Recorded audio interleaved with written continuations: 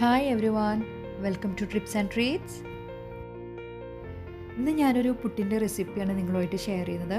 അപ്പോൾ പുട്ട് എല്ലാവർക്കും ഉണ്ടാക്കാൻ അറിയാവുന്നത് തന്നെയാണ്, പക്ഷേ ഇതൊരു സ്പെഷ്യൽ പുട്ടാണ്. നമ്മൾ മലയാളികളുടെ ഒരു ഫേവറേറ്റ് തന്നെയാണല്ലോ പുട്ട്. പുട്ട് തന്നെ നമ്മൾ പല വെറൈറ്റിയിൽ ഉണ്ടാക്കാറുണ്ട്. ഇറച്ചിപ്പുട്ട്, മീൻ പുട്ട്, മീൻ തന്നെ പല മീനുകൊണ്ട് നമ്മൾ ഉണ്ടാക്കും. അതുപോലെ തന്നെ ബീഫ് വെച്ചുണ്ടാക്കും. അപ്പോൾ ഈ പുട്ടെന്ന് പറഞ്ഞാൽ ഒരു സ്പെഷ്യൽ പുട്ട് തന്നെയാണ്. ഈ പുട്ട് നമ്മൾ ഉണ്ടാക്കിയെടുക്കുന്നത് നല്ല പഴുത്ത മാങ്ങ ഉപയോഗിച്ചിട്ടാണ്.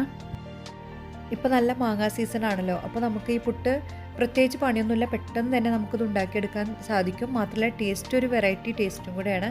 അപ്പോൾ ഇതിൻ്റെ റെസിപ്പി എങ്ങനെ നോക്കിയാലോ?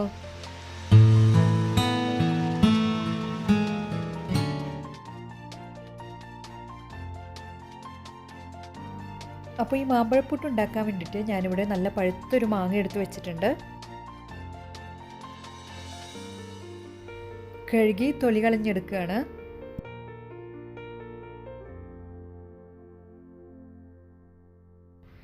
എന്നിട്ട് ഇതുപോലെ ഒന്ന് കട്ട് ചെയ്തെടുത്തിട്ടുണ്ട്. ഇനി നമുക്കിതൊരു മിക്സിയുടെ ജാറിലോട്ട് മാറ്റാം. ഇനി നമ്മൾ ഒട്ടും വെള്ളം ചേർക്കാതെ ഇതൊന്ന് ബ്ലെൻഡ് ചെയ്തെടുക്കുകയാണ് ചെയ്യുന്നത്.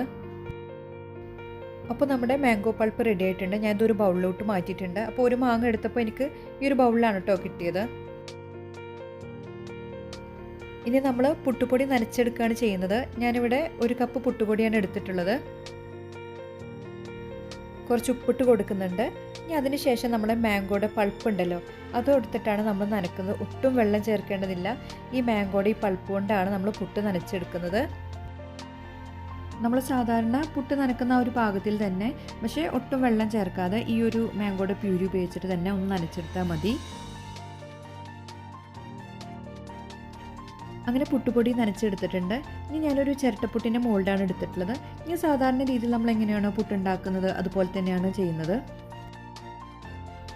തേങ്ങ കുറച്ച് അധികം ഇട്ടാൽ ഒന്നും കൂടെ ടേസ്റ്റ് കൂടും കേട്ടോ. അങ്ങനെ ടേസ്റ്റി ആയിട്ടുള്ള വെറൈറ്റി പുട്ട് റെഡി ആയിക്കൊണ്ടിരിക്കുകയാണ്. ആദ്യത്തെ പുട്ട് റെഡി ആയിട്ട് വന്നിട്ടുണ്ട്. അപ്പോൾ നിങ്ങൾ വിചാരിക്കും ഈ പുട്ടിന് നല്ല മധുരമായിരിക്കും, അപ്പോൾ കറിയൊന്നും കൂട്ടാൻ പറ്റില്ല എന്ന് വിചാരിക്കുന്നുണ്ടാവും. പക്ഷെ അങ്ങനെയല്ല, ചെറിയൊരു മധുരമേ ഉള്ളൂ. അപ്പോൾ നമുക്ക് കടലക്കറിയോ മീൻ കറിയോ ഏത് കറി വേണമെങ്കിലും കൂട്ടി കഴിക്കാവുന്നതാണ്. ചെറിയൊരു മാങ്ങയുടെ മധുരം മാത്രമേ നമുക്ക് ഈ പുട്ടിൽ കിട്ടുന്നുള്ളൂ. ഇനി നിങ്ങൾക്ക് വേണമെങ്കിൽ ഈ മാങ്ങയുടെ ഈ പ്യൂരി ഉണ്ടല്ലോ, അത് കൂട്ടിയിട്ട് കഴിക്കാനും നല്ല ടേസ്റ്റാണ്. ചെറിയ ചൂടിൽ ഈ പുട്ട് കഴിക്കാൻ നല്ല ടേസ്റ്റാണ്. അപ്പോൾ കറി കൂട്ടേണ്ടവർക്ക് കറി കൂട്ടിയിട്ടും കഴിക്കാം. ഇനി ഞാൻ ബാക്കിയുള്ള പുട്ടും കൂടെ റെഡിയാക്കി ഒന്ന് എടുക്കുകയാണ്. ഞാനിവിടെ എടുത്ത ഈ ഒരു കപ്പ് പൊടിക്ക് 4 പുട്ടാണ് കേട്ടോ എനിക്ക് ഉണ്ടാക്കിയെടുക്കാൻ പറ്റിയത്. നമ്മൾ രാവിലെ ബ്രേക്ക്ഫാസ്റ്റിന് എന്താ റെഡിയാക്കാന്ന് നമ്മളിങ്ങനെ വിചാരിക്കുമ്പോഴത്തേക്കും നമ്മളെ മനസ്സിൽ ആദ്യം വരെ പുട്ടായിരിക്കും അല്ലേ.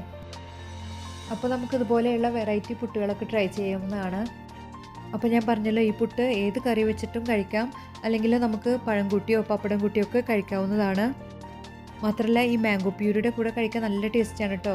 പഞ്ചസാര പോലും ഇടേണ്ട ആവശ്യമില്ല. അപ്പോൾ നിങ്ങൾ ഏതാണ് ഇഷ്ടം എന്ന് വെച്ചാൽ അങ്ങനെ ട്രൈ ചെയ്ത് നോക്കിയിട്ട് നിങ്ങളുടെ ഫീഡ്ബാക്സൊക്കെ അറിയിക്കുക. ഇഷ്ടപ്പെട്ടാൽ ലൈക്ക് ചെയ്യാനും ഷെയർ ചെയ്യാനും മറക്കരുത്.